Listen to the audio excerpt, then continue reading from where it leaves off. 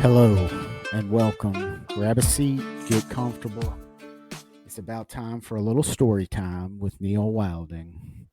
Let's go back to last summer. I'm in a car riding back from a Detroit Tigers game with my good friends Craig Cotton, Brian Redmond, Sherman Brown.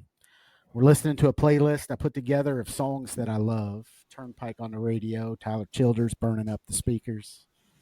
Brian Redmond's on a conference call. Cotton and Sherman are talking about cutting grass and the glorious lines in Cotton's yard. And for some reason, they think this type of knucklehead content would be great for a podcast. It's one of those things we talk about on road trips. In the moment, sounds awesome, but you really never think you're going to do it. Well, fast forward to today, and we're several episodes in. We got a couple thousand unique listeners that join us every time we put out one of these podcasts. I get to spend every week with three of my best friends. I get to tell stories about the greatness that is Bill and Ted's Excellent Adventure. And I get to go on and on and on and on and on and on about kick-ass music that I'm listening to. And then something amazing happened. Something I never really thought would is some of those kick-ass musicians started coming on the pod to talk about their kick-ass music with us. So Southern Hang community, forgive me if I fanboy out for the next 45 minutes, because this is another one of those episodes. Ladies and gentlemen, it's time to welcome to the Southern Hang studios from the Yellowhammer state of Alabama, a musician who's put out back-to-back kick-ass records, starting with Fallacies and Four-Letter Words in 2023. Followed that masterpiece with another great album, Alive in Alabama. I, along with my great friends, Red, Sherman, Cotton, am so damn honored to introduce the one and only Ritch, and that's Ritch with a T, Ritch Henderson. Ritch, how you doing, man? Better not deserve, buddy. Appreciate y'all having me on. Yeah, we're this is badass. Thanks for coming on, man. This is killer. So yeah, like I said, we're going to fanboy out a little bit. I've really been digging into your music, and occasionally on this podcast, the fellas, like I said, they let me go on about music. And I mentioned that you're coming to town with the Drop Tines, and you got a show in Zanzibar. You're heading up to Lexington for a show with the Burl. And as we started talking about it, I think they dove in, start to appreciate the music as well. So we're excited to spread the word. Hell yeah. Yeah, I'm excited. Got that little run. We're doing St. Louis, Louisville, Lexington, and Indianapolis on that run. And we've played, a handful of shows with the guys before. They're some of our favorite dudes in the game. Great musicians with fantastic music, but also just a really good hang. Great group of wild Texas boys out pounding it down. So we're honored to be a part of that run and excited to get to some of our favorite markets to rock and roll with everybody. Yeah. So is this your first time back to Kentucky in a while? I kind of ripped off some of your lyrics when I started talking about the songs that I love. That song, I think, mentions heading through Kentucky. Yeah. I went probably right before Tyler jumped off, 2018 timeframe. I was in Kentucky a lot. And as things tend to happen, the scene got a little bit thick, and I found myself kind of bouncing down to the Midwest and that sort of thing. And then I just got busy, and before I realized it, it's been a long time since I've been back to Kentucky. I had a festival here and there, and I played Newport, Kentucky, which is basically Cincinnati, greater area. Southgate House, which we love that spot. But since I've been true blue Kentucky, like Eastern Kentucky, it's been a couple of years.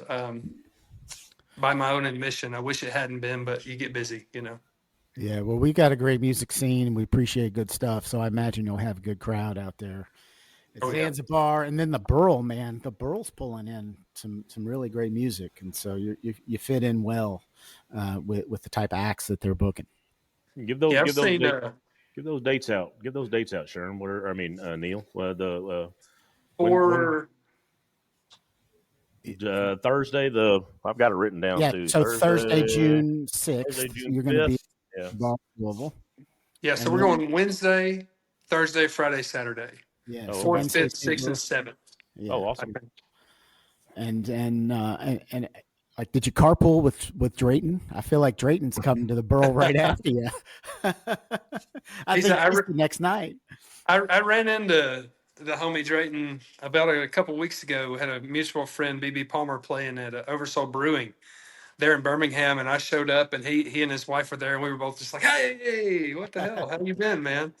So we got to Yeah. get hang in with him and his family for a little bit. Love that He, guy. yeah, he's a good dude. My wife and I went down to Birmingham to see him play at Saturn. Is that right? Yeah. Is that the name of the place? Oh yeah. And now we're gonna make it a weekend. We're gonna see you all Thursday night in Louisville, and then we'll probably uh, check out Drayton when he rolls into town too. Hell yeah. Sounds like a good weekend. Well, then the next weekend you're staying in Kentucky, right? Aren't you June 11th down in Pineville? Yeah, we're kicking off the pre-party for Laurel Cove there at Bell Theater. We're going to do that on a Wednesday, and then we're partying Thursday, Friday, Saturday, Sunday as well. So we're going to be there all week. I went to, I think, the first Laurel Cove that they had and hung out, and then just as life would have it, hadn't got to go back since. So I'm glad to get to go hang out and see everybody and kind of put my feet up a little bit and do not as much work, you know. Do your little And for- kickoff show and then be a fanboy, huh? That's right. Yeah. Get to And go. for, and for us that don't know, what is Laurel Cove? What is that show? Laurel Cove Music Festival. It's a monumental music festival in Eastern Kentucky. Um, I like to say that it's kind of modeled after Kicking It on the Creek, which was the festival that kicked off Tyler Childers' Purgatory record. It was like to fund his record the first time it happened, and it was this magical thing going down that doesn't really happen anymore. And Laurel Cove kind of kicked off. It seemed like in the same spirit of everyone's there for good love and good music and no bitterness or any kind of strange activities going on. It's like a peace, love, hippie festival kind of. A bunch of good old boys from a holler out there and a little pond in front of the stage. Beautiful, magical scene and setting. Everybody's joyous and welcoming. So, and of course, don't forget they have the best talent in the entire country there year after year. It's an amazing lineup this year, and if I remember right, didn't Wyatt Flores like pack the joint last year? I think there were people everywhere for his show. Yeah, it was he and Red Clay Strays, another Alabama band. That's right. Yeah, I see them this year. And they've had, Pony Bradshaw, John R. Miller's played it a bunch of times. I mean, Tyler's been there. I'm pretty sure it's a great show. Yeah, it's cool. And so you're doing a kickoff show with Justin Wells, is that right? Yeah, myself and Justin Clyde Williams, who, if y'all are not hip to him, he's the best guitar player in the game, one of the best songwriters, and the absolute funniest human being I've ever met. He was also in the Marine Corps, cat from North Carolina. He's kicking the show. And then myself and my band are going, and then Wells is going to close the thing out. So Wells is another Kentucky legend. He's from Louisiana, but he's a Kentucky legend. Yeah, he's another. The thing I love about this music scene is like, a great talent, but also a bunch of good dudes. And from what I could tell, it's awesome. Well, in this scene that we're all in, it's hip now, but it hasn't always been hip, and it's such a small scene that like the cream rises to the top, and if you're a shithead, you kind of get found out pretty quick. There's nothing but good, honest folks trying to do good things, and if you don't subscribe to that ideology, it's going to be a tough spot for you. That's wonderful. Yeah, I love hearing that. Yeah, I spent a little time on one of your videos, being that we're talking about Kentucky, and I was looking at Down the Wishing Well, and the video on Spotify. You're rocking a NOR Meta Kentucky mining hat. Yeah, and I tried to dig into Google. I couldn't figure it out. I'm like, I figured that's some form of a statement or I found Meta Kentucky, and it's like a tiny town outside of Pikeville, but I wasn't sure if there was more to that hat. I couldn't figure out what exactly that meant, so I was trying to figure out what that meant. Yeah, it was an old coal mining hat from right there in the Meta, Kentucky. The mine's long since closed down, but that was a monumental place for me, really, that spot in Eastern Kentucky for a long time, because the Kentucky scene was the first spot that I went really outside Alabama. I had a music festival I played in Lacey, Kansas, that got me kind of my first little fan base or notoriety that wasn't local. But then after that, I kind of went and jumped in the Kentucky scene, and I met a bunch of early on heavy hitters like Josh Nolan, Chelsea Nolan, and Arthur Hancock and the band The Wooks, and Oh, everybody kind of embraced me. And really, if I'm being honest about it, I could probably barely sing and play guitar at the same time. I started out, I was a drummer, and I'm very good at that, but I, singing and playing guitar has been a kind of a hmm. more recent thing for me. So I sucked at the time, and those cats were like, "Hey, keep working. Your songs are good. You're going to be fine." So they gave me a lot of confidence and really kind of took me under their wing. Some of them, Wells being a huge part of that, Hmm. showing me the ropes and took me out across the country. Arlo McKinley was probably the first one to really put me on and show me how to get out and work in the business. So that area of the country has been a huge part of my journey. You referenced getting fan base outside of being local. Do you feel like in today's world with YouTube and just the digital age, do you feel like it's easier to get your name out there and get better access, or is it more of a challenge? It's definitely easier than it had been before. It's kind of like it's almost like having, back in the day when we used to have to put our rock and roll show posters on the light poles in the local town and get a street team and shit. Um, you don't really have to do that anymore. But one of the things that I will say there's give and take to everything in this world. And if you pop off on social media really fast and you didn't have to go through the things in the journey that teach you how to really do this thing long term, you can be in a situation that in the industry we call a doom loop a little bit. Shit gets moving a bit too fast for you and you don't really know what's going on. You got a bunch of people you're not sure you can control or trust handling your stuff. And before you realize it, you're on your way back down and out of the game, and somebody else who just popped off on TikTok or whatever is next in line. So um, I've seen it be great for people. I've seen it seem like it was great for people and ruin their lives because they weren't ready for the moment, um, Hmm. whether that be emotionally or professionally.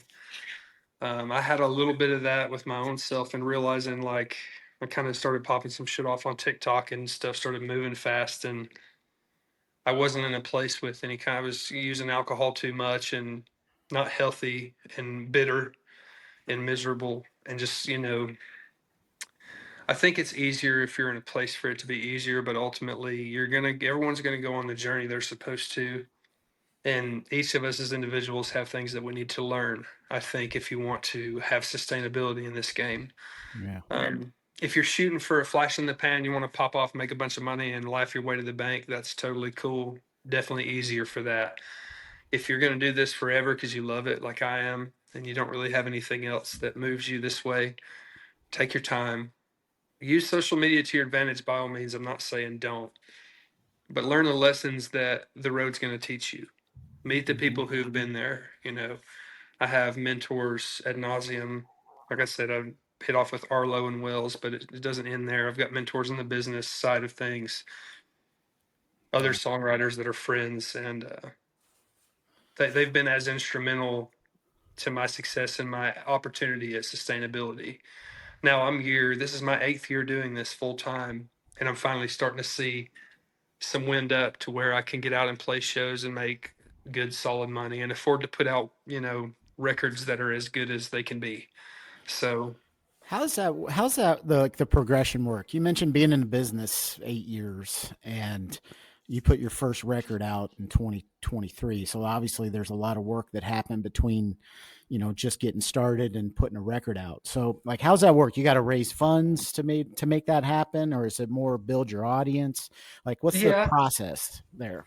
I think it's all of that. For me, I've made 2 other records that I deleted and will never share. A lot of mine was recognizance that I sucked, and I wasn't really good enough to put out a debut record yet. And that's something that me having started in the game a little older, I understood that I wasn't quite there. I wasn't able to be representative of the things that I was feeling in a way that was adequate for me to start putting anything out. I put out a couple singles that were pretty close in 2020, but I knew, although I'm very proud of that music, I knew it wasn't quite where I wanted to be. So I tried to make 2 other records and just weren't there. And I just put my head down and kept working until I could develop myself as an artist and a creator that had not only had something to say, because I've always had something to say, but I have my tool set sharp enough for me to be able to say it effectively in a way that I felt like it was an actual portrayal of how I felt. And then once I got there, it's a money thing. I mean, you can make your records in your bedroom, but if you want to make world class high fidelity records like the ones I'm putting out now, that's $30,000 on the low side to start. So lots of gigs. I think for Fallacies, I played 42 days in a row on the road for the first half. We broke that into 2 recordings, and then I went back on the road for another 35 days and went right back to the studio to wrap up the tracking of that. So, because I didn't want to go, too hard with crowdfund or anything until I felt like I had something, I wasn't sure I wasn't going to just make another record that I hated and not release it. So, Well, you're that was firing all kind of my cylinders now, process. man. Like you got Fallacies and then Alive in Alabama. So we're going to put a new record out every year. Is that the pace? Yeah, Yeah. we're 9 songs in on Machiavellian Misgivings, which is the record I'm going to be dropping here in a couple months. Oh, I know I'm supposed to take 9 months when it's finished and market and pitch to radio and all that shit, but I write a lot of songs. I honestly have another record written already, so whenever I finish with Machiavellian, I can start recording that. On top of, I want to do some kind of songwriter style acoustic stuff as well. So maybe over the next 2 years, 3 records. But I I work in a very inspired place, and I spend a lot of time in the studio, not always for myself, but sometimes playing sessions or writing with other people down at Alabama Sound Company. So that's really put me in a creative space that yields a lot of work. Um, Thankfully, because I know some people struggle, have a hard time, either writing songs or finding songs good enough that they want to record. And I'm grateful that hasn't been my situation. so you referenced family earlier. Is that correct? You have a family, kids? Is that Yeah. so you're and then based on the bio I read online, we're at Berkeley College of Music. Is that all that going on? Are you a session guy playing on the road, juggling family, going to Berkeley? Like, do you sleep? Is there time that you? Or, that Yeah, man, that's Are you Jamaican? right. it's it's a thing that I think about. Really, just balancing between touring life, trying to manage social media and stuff for as an artist, writing, recording for my own stuff, and then doing sessions um, for other people and writing and making records I produce as well. Um, it's a lot, but I got a pretty good balance with the family life because I have my daughters with me full time and a wonderful support system. So it's not always just me. I need Yeah. to go to the studio. Sometimes during the day, I'll run out. Um, it was pretty tough during the school year because a lot of times I would have to leave, take my kids to school in the morning, and then drive to Montgomery about 2 hours to get in the studio. And we work until 2 or 3 in the morning. My mom would pick them up from school, and then I would turn around at 3 in the morning and drive 2 hours home, catch 45 minutes of sleep, wake up and get them ready for school, take them to school, and then turn back around and hit the studio again. So Right. it's it's been a hard couple of years and a lot of sacrifice, but I also have to understand that the path that I'm choosing is not a conventional path. So I just recognize that the journey's different for everybody, and if I really fucking want this, I'm gonna have to get my ass together and get it done. So I've just been figuring out a way. That's But awesome. you also sound like you're enjoying that journey, even with all the the hills and the mountains and everything else that you're going up against. I don't want to say turbulence, but everything else that's happening. It sounds like you're embracing it, right? I mean, is that you're loving Yeah, it? yeah, it's got me in a space to where just like anything in life, iron sharpens iron. So when you get started and it's tough at first, any workout plan, any diet you start, it sucks when you first start at it. And then you develop systems and processes that make you be able to really navigate and handle it. And it's become a part of just my normal experience. And really, if I were, I don't know, fucking trading stock or something, I'd probably feel different if I was doing business admin for stuff that I hated. But in this job that I'm doing, like, Hunter S. Thompson said that he's convinced that, loud music with the windows down could get you a couple miles down the road at night as that kind of fuel.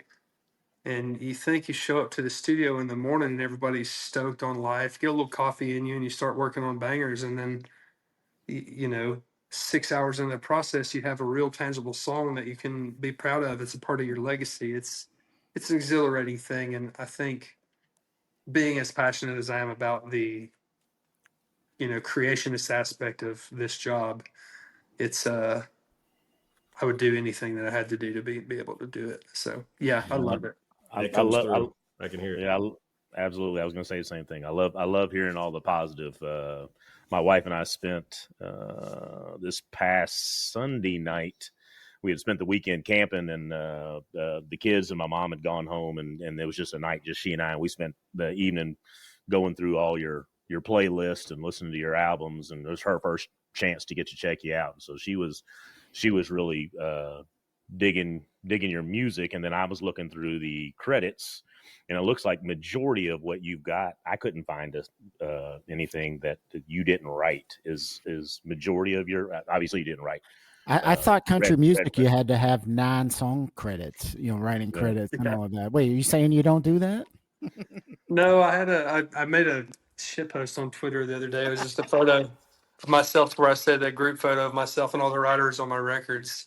I've stumbled into a creative space that's lent me some opportunity at prolific intention, and I really am very lucky for that because I know a lot of people struggle with the songwriting aspect, but it's like I don't have writer's block. If I get writer's block, I write songs about having writer's block. So it's kind of it's the superpower that I've got is I never run out of material that I'm proud of too. And sometimes I write some shit like halfway through. I'm like, I'm not even going to be able to punch this up and make it not suck. So I crumple it up and throw it in the trash, But So so far, do you write on the guitar or do you write lyrics? Like, what's your process?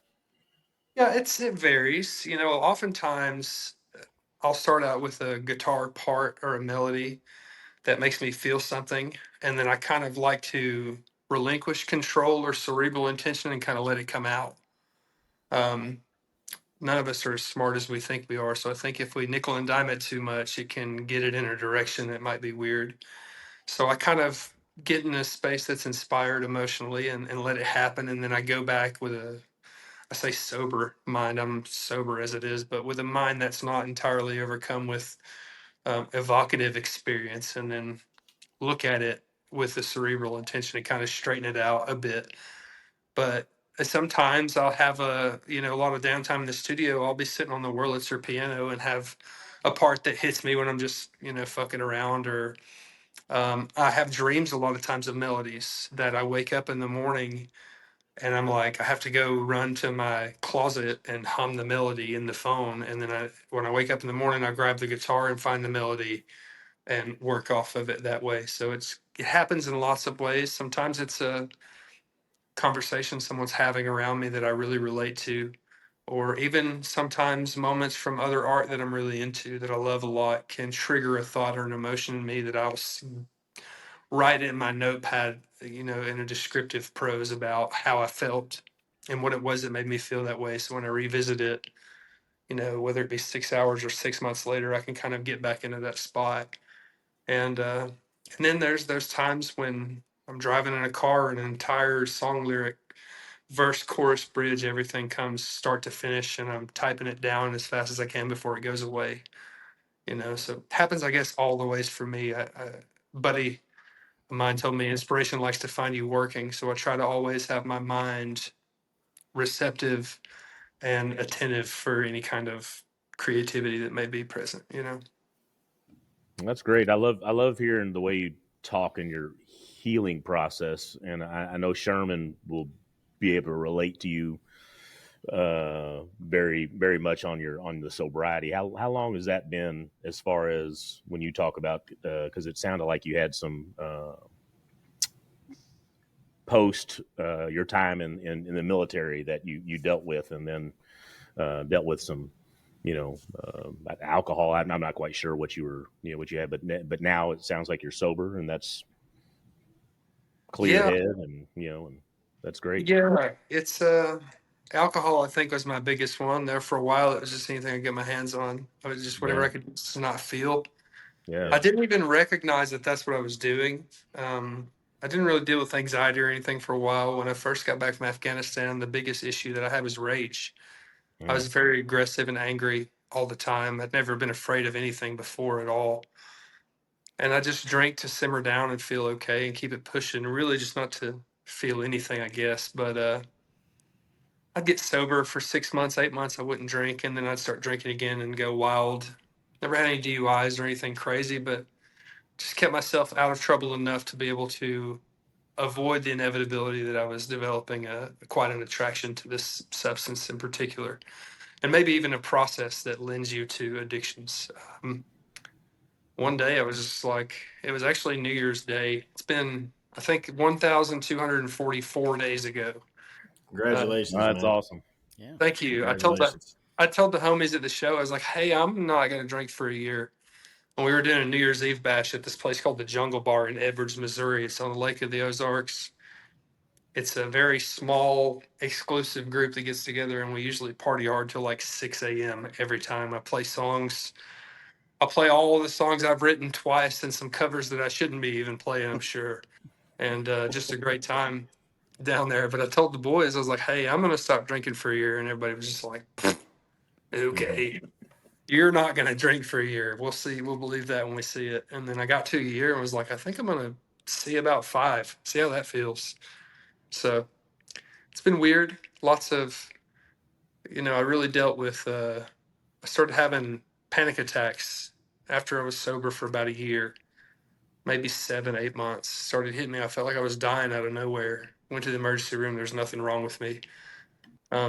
Had no idea what I was experiencing because it was my first time to really deal with fear. Like I said, I used to be bitter and brutally aggressive, but not fearful of anything. So that was a new challenge to face. And of course, when I found out that sobriety was the reason all these things were surfacing, then I started to view it as medicine. And was like, well, that was my challenge: is I could go take a couple drinks, get 3 fingers of scotch, and everything's going to be good again. Didn't do it because I knew that if I was going to ever get through to where I could try to feel some semblance of normal, that having to figure that out without the, help of substances is going to be the way. So I've been head down trying to navigate through that. And it's, I'd like to say it's gotten better, but just the same old super fucking cheesy adage of a day at a time, whether that be with sobriety or dealing with mental health stuff. It's kind of we're all work in progress, and there's going to be challenges. There's going to be ups and downs, like we just said a minute ago with the career thing. You got to embrace and just keep pushing. No, you're exactly right on that, man. It is one day at a time. I didn't do the steps. I haven't done that. I've been sober 17 years. I did the same thing. And I'm older than you too, so I got 15 years on you. So it's we're about the same path, just set back a little bit. Yeah. But I think I did I'm gonna do 6 months. I'm gonna do 3 months. I did that type thing, and then I kind of tricked myself into then I'm good. I mean, if I just did it for 3 months, I'm fine. And then, I'd go right back in and all the problems would be there again. Everything else that I'd kind of ran away from. That was a lie that I told myself all the time. It's like, I quit, a couple of times I'd been 8 or 9 months, and it's like, you tell yourself, I obviously don't have an issue if I can just stop cold turkey because I've never been to AA. I don't need to do those things. I can will myself into a space when it's like, we both know that's all that is your brain telling you shit so you can have more of what it wants. Alcohol will trick you like that, man. Actually, any drug, just addiction in general will trick you like that. That's right. It's tricky. It'll get you. There for a while, I was afraid that when I quit drinking, all my fucking songs would suck because I'd never written anything sober before. I mean, it's truly, if you think about the path as a kid in the South, I mean, you fucking drink beer on the weekends starting at like 14 or 15. That's right. It's what the guys do. It's literally what you do. And I'd always done it since I was a child, truly. And having to try to figure out who I was and what I wanted and how shit feels in the real world without alcohol starting, 31 or 32 was a It was a unique thing, but my brain always tried to find those excuses as to why it wasn't serious or why I didn't have a problem, or the lifestyle that you really want to attain is not going to be possible without this substance, because it's not you that are doing these cool things. It's actually the substance. And when I realized that it was a big, major problem with my self-worth, Mm-hmm. everything changed for me. I was like, oh man, there's some reason in your life where you don't feel like you're good enough. And you got to chase that down and find out why. So And I think to the point of, what I caught in your music is your vulnerability and where you are and what all's coming out. And I think that, had you not gotten sober, would you be able to address those things? Right. I mean, I don't know. And I don't know that. I'm not a musician. I have a creative outlet for myself on film, but for listening to you and how you pour into every line, to me is just, I don't know that you'd be there. I don't know that you would have tapped into that. I don't know, but I didn't. Like your words on that, I guess, is kind of, it's my thought, but I'd like to know where you are. I would like to think that I've evolved into a place to where I can say what I mean effectively now in a way that I feel like part of my appeal as an artist when I first got on the road is I was so fucked up that I was just bleeding out loud. It was like a car wreck people couldn't look away from. Mm-hmm. I was homeless for a period of time. I lived in a fucking car. I didn't have anything, just drunk all the time and miserable and brutal and just devastated by the fucking, frankly, shit decision I made in my life, whether it be Afghanistan or the path that I went down when I got back with consuming alcohol to try to feel better. So that was another one of the things, is like my vulnerability, my rawness is going to be, it's going to be stifled in a way that if I'm not fucked up, I'm hyper aware of who I am and I'm going to be shelled out, because I'm certainly not as recklessly extroverted as I used to be. But I still have the same conviction to speak honestly and plainly about what it is that I'm going through, where I've been and where I hope to go, because I know that there's a duty in a sense of what I do, I feel like. And I speak about these things plainly and honestly because outwardly I don't look like the type of motherfucker that would go there with you. If you just look at our society, you see a dude who's 6'3" and covered in tattoos and fucking gold teeth and shit. They're not going to be willing to sit down with you and talk about your latest mental health crisis, but I'll go there with you. And I care. And I want folks to be able to have a leg up in this world, because I know what it's like to come from absolutely fucking nothing and feel all of the doubt and hopelessness that entails, and struggle with feeling like I'm have enough worth that I should even want or deserve better, you know?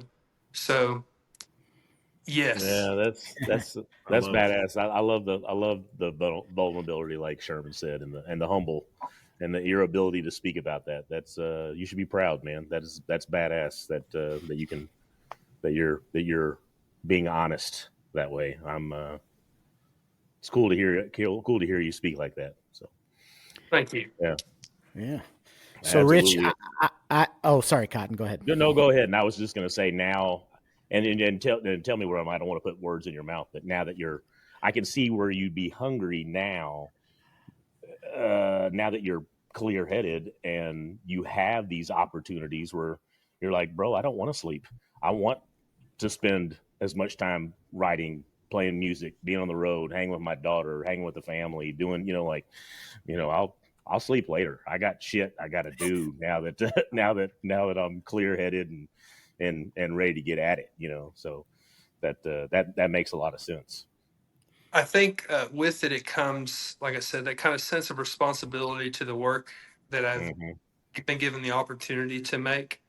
Because make no mistake, this is a very difficult business, and I somehow stumbled upon a perfect scenario with a great support system and tons of people that love me and would do anything in the world. If I needed $40,000 to get something done and I could make a single post and people around the world would band together to make it happen. I try my very best to never go there, because that's a very important thing, in my opinion.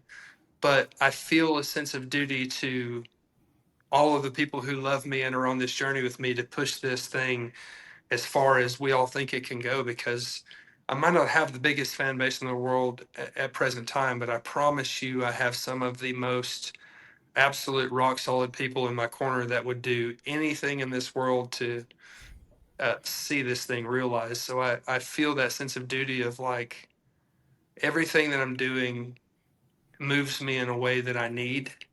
And it's a way that it's refreshing and it brings me joy and, self value and all kinds of extremely equitable things. So I just, there's a lot of, there's a lot of joy and presence in that for sure. Killer. That's awesome. And I think I'm speaking for the other fellows. You got 4 of us right here that are right there in your camp. We're going to be Thank you. rooting you on, Yeah. man. Let And me ask you a question. at least 12 followers from our podcast. So you're up at least 16 people now, man. So It'll come. Yeah. No, I was going to ask you, like I feel like the music business, I mean, it's always changing and technology changes things. And certainly the business model changed with streaming. And I feel like, is there pressure as a musician to always be putting something out to stay current? So there's always something in the algorithm, cranking something through. Like, do you have to do things differently because of that now? Yes, there is pressure, particularly if you involve yourself with any of these companies that are for-profit models. Um, for there to be pressure to create all the time, I think that's something that an artist shouldn't necessarily have to feel, even though the industry feels like you'll lose your place in line or whatever bullshit all of the people who will seek to profit from you are going to tell you. But honestly, if I was hurting for relevance, I would go cover every top 40 song 3 times a week and post them shits 3 times a day on every platform, and I'd be a fucking superstar. That happens like that. It's the easy thing to navigate. I found that algorithm out with the alternative. I was getting 20 million views a month there for a minute, and people started recognizing me as the TikTok guy in Walmart, and I was like, "Oh, hang on, What happened here?" Yeah. this is not what we're looking to do." So I think outwardly, yes, there can be that pressure. Inwardly, as a creator who wants to be able to be sufficient and sustainable, you can feel that pressure. And I think I speak for mostly everyone in that a lot of people feel that pressure to be accepted and to be validated and relevant.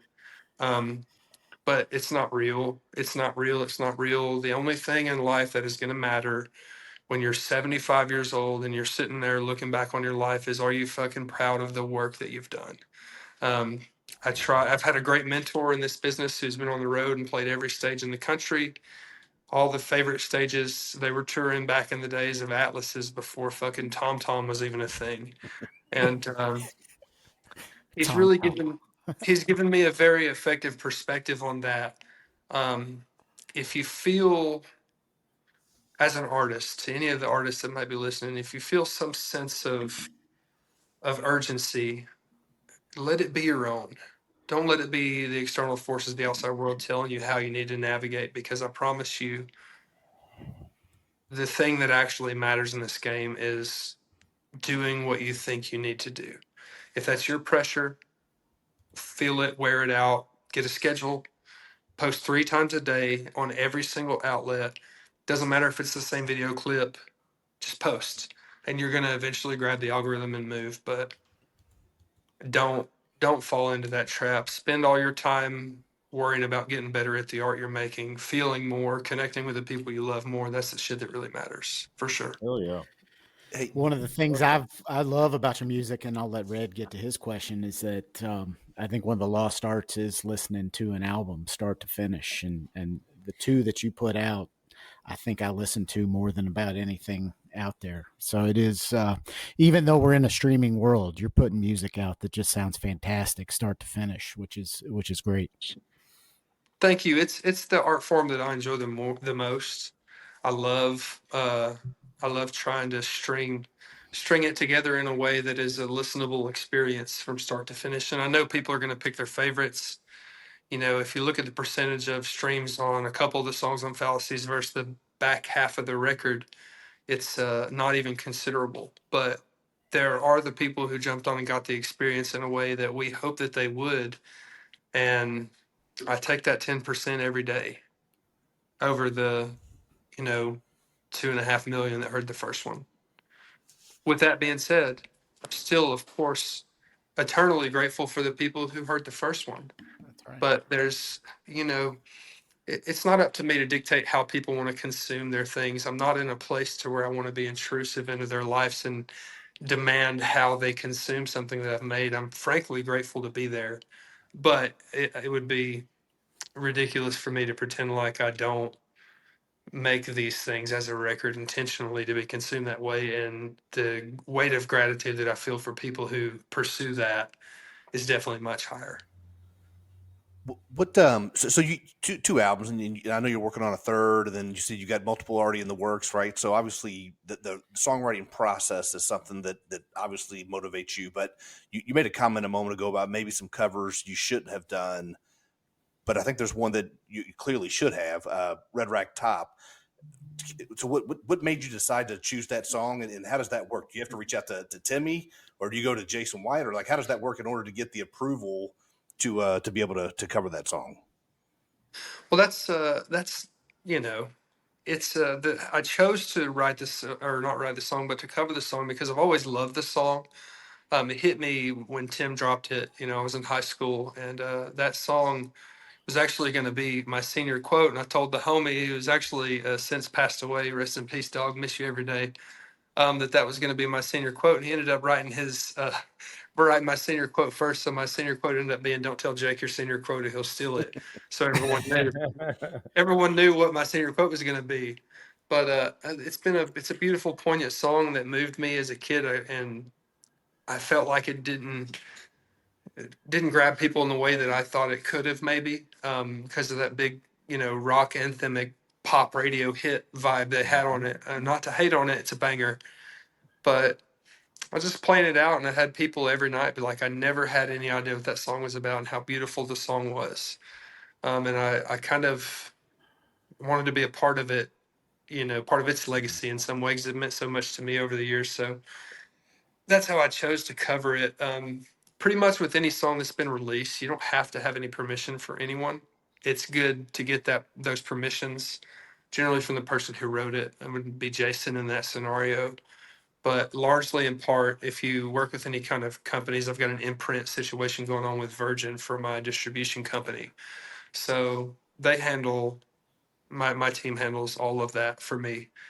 Thankfully, I live in a place where Tim and Faith have got a lake house down in the town where I grew up. And he likes to eat at this joint, which I'm not going to out right now because then everybody will be going there.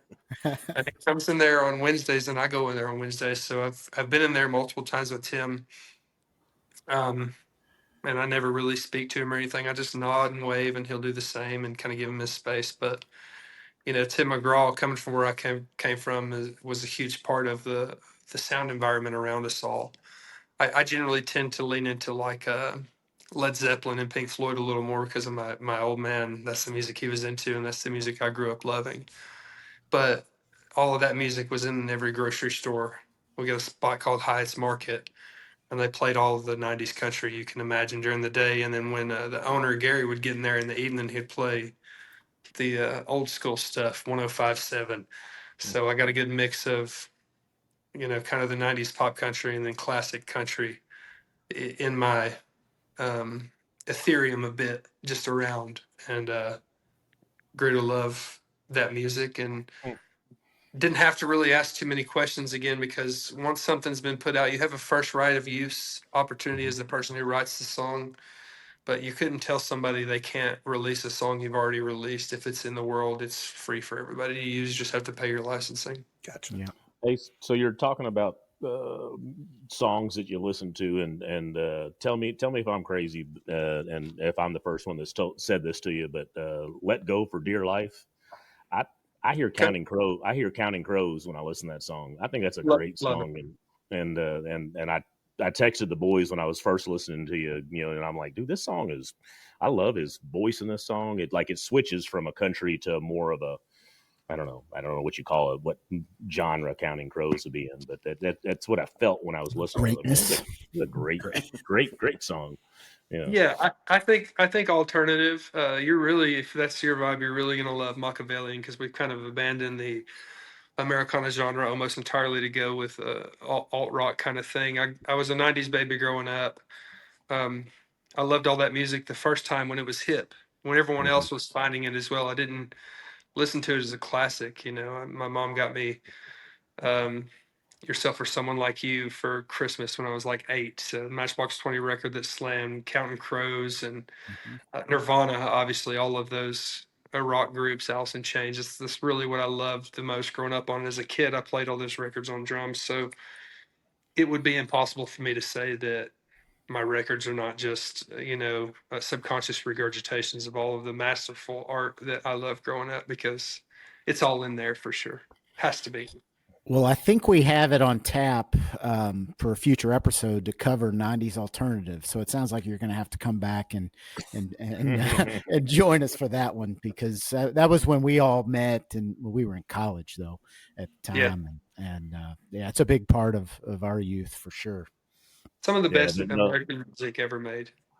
but yeah, no, Absolutely. you're talking to the right group here, because we go from '90s rock to hip hop to Americana to bluegrass to what you name it, we're listening to it. So that I'm a huge Sturgill fan, and I love how he can go from classic country to to psychedelic rock to all of it. So I just like art, and so I love when somebody doesn't fold to, hey, you've got to be in this bling jing, red, the big truck solo cup. Like, come on, man, sing about something. There's a couple. Tell me something about in a story. I don't want to hear about the same shit. I want to hear. There's a couple purists in the game, and by all means, more power to them. But I just, I think I originally got put in the country category because there wasn't anywhere else to put me. Nobody knew Yeah, what to do, and it's been home for me. And I've all of my best friends make largely in part that kind of music, and I love it. And I've helped a lot of them. I've written with a lot of them. But I just, the further I get down this journey, the more I lean into things I want to do. And right now, for this latest record, it's been more of an alternative rock kind of thing. oh, that's sweet. Yeah, Yeah, bring it on. don't put yourself in a mold. Yeah, do it all. Yeah. So that's And that's wonderful to hear. song 9 and 10 on this record might be fucking Haggard-esque ass country songs. Who knows? I Yeah. don't. I decided early on I wasn't going to try to be. I was just going to be. I didn't want to have to fit into a place or try to belong anywhere. I'd been in the most like fraternity style existence you can have by being in the Marine Corps. I love those boys. I truly belong there, and I chose to leave. So I didn't, I don't really need any of that in my experience these days. So I just try to bleed out freely and feel as good about it as I can. So Yeah, it's Rich, bad. it's interesting. It's interesting because when Redmond brought up the cover song, Neil actually introduced me to Arlo McKinley's music, and he got me in with the cover song, the Rihanna song "Stay." killer. And then the first song that I hear, when he's telling us about Rich, and I start looking up, and it wasn't the first song, but his second or third, I'm like, wait a minute, I know this song, and it's another cover song. So you're picking up fans and people listening to you, even bringing you over or bringing me over. Same way, because I'm listening to I still listen to Arlo now. I mean, it wasn't just the one song. I'm become a fan of his, and now yours too. I love Arlo's records. I love him as a person. That's my A1 day one dog. He's always been good to me. Um, the cover songs that he plays, he always makes his own. I feel like I do the same thing. And really, it's easier to land with people on something they're familiar with than it is on something they've never heard. Whether it's brilliant or it isn't brilliant, it really doesn't matter. Like if you grab a hold of them with something they've already loved in your own way, it's going to move you. It's going to move your commercial needle further in a direction for sure. I didn't record Red Rag Top because of that. I think it's been made clear in this interview that not really the consideration, but truly I could take 10 songs that I've always loved and play them in a way that I feel like they need to be played and put them out. And I think it'd be probably the most successful thing I've ever done. It doesn't mean that it's not art. It doesn't mean that it can't be beautiful and great and fun for everyone. And that also doesn't mean that you can't have a catalog of, bangers that are yours that you can be proud of, that are true to who you are as well. So I think the only time you should probably get any outward shame is if you're calling yourself a songwriter and you got 13 motherfuckers per song on each record. Shots fired. I love it. I'm just saying. It's like, listen, man. I feel like I could hang out with those dudes, especially back when I used to drink. We'd probably have a great time. I've seen some interviews with those kinds of cats. And listen, they sell a shitload of records and they make a whole bunch of money their families will never want for anything at all. It's totally fine. Doctors do too, and they don't call themselves songwriters. So Love this guy. Oh yeah, fucking the shit. That is awesome. Well, maybe that's the right note to take off on, because we've probably taken too much of your time. I know it's getting late there. You probably got kids to get to bed and all such. But before we wrap up, let's get those dates right. So you said you're going to be in St. Louis. That's Wednesday, June 4th. Mm-hmm. And then you hit Louisville. That's June 5th. And that's a Thursday night at Zanzibar, which I'll be there, man. And I think Craig said he's going to try and make it. I don't know. Tammy and I are coming. We were coming, but I'm coming. Like so there's no, we're in now. We'll make sure to buy some merch. Yeah, and we'll be waving and rooting you on there. And then Friday night is June 6th. And that's at the Burl, which you're going to love that venue. It's a cool venue. Yeah, it is a badass venue. Yeah. So I want to make sure to get those dates right before we head out of here. But Rich, hey, I'm throwing in real quick too. June 11th. I'm gonna bring that back. I'm bringing that back around for my people in Eastern Kentucky and Pineville. So Laurel Cove, the kickoff party. So Pineville. And we got the 7th on Saturday as well, being Dukes in Indianapolis with the drop times. So awesome. Be a good one. There you go. Perfect. And I'm going to Railbird this weekend. You said Red Clay Strays. So if I say your name when I get to Railbird this weekend, do I get to go meet Red Clay Strays and get to hang out with them? And we're gonna they probably might take you to the county jail first. You're running around the spot where I used to be frequently inebriated. I don't know. I don't know how much weight my name pulls around those parts, but there are going to be lots of people backstage who know who the fuck I am. That's for sure. Oh, sweet. That's awesome, man. Yeah. Well, Rich, I know that you're doing great things, and man, I can't wait to. You going to give us a date on the new album, or is that still TBD? Do we get to break any news here on Southern Hang? I haven't put down an official street date on it. I got like 2 songs left, and then we send it to mastering when we get done mixing it, which. The gentleman Brett Robinson does the productive work at Alabama Sound Company on all my records, and he mixes everything. And he and I are pretty similar, like mine and Accord, so there's not too many hills to die on. So that should be a relatively quick process. What month is it? June? May, right now, right? May 29th.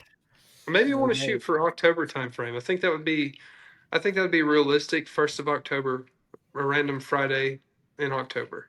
Don't know which one yet. All right. Well, mark your calendars, Southern Hang listeners, for a third kick-ass album from none other than Ritch with a T Henderson. That's right. Rich, man, thanks so much for coming on. It's been an absolute pleasure. I got to fanboy, and I look forward to seeing you live Thursday night. Yeah, man, I can't wait to get a hang in. It'll be good. It'll be there a little bit early, so if y'all get there early, hit me up. You got my number, and we'll get a hang in. Yeah, buddy. Look forward to it. All right. Thank you, Rich. Best of luck, man. Peace out, Rick. Rich. Yeah, and good luck on your good luck on the upcoming shows, man. Get some Ted Drews when you're in St. Louis. That's right. Appreciate it, boys. See you guys next week. Thanks, man.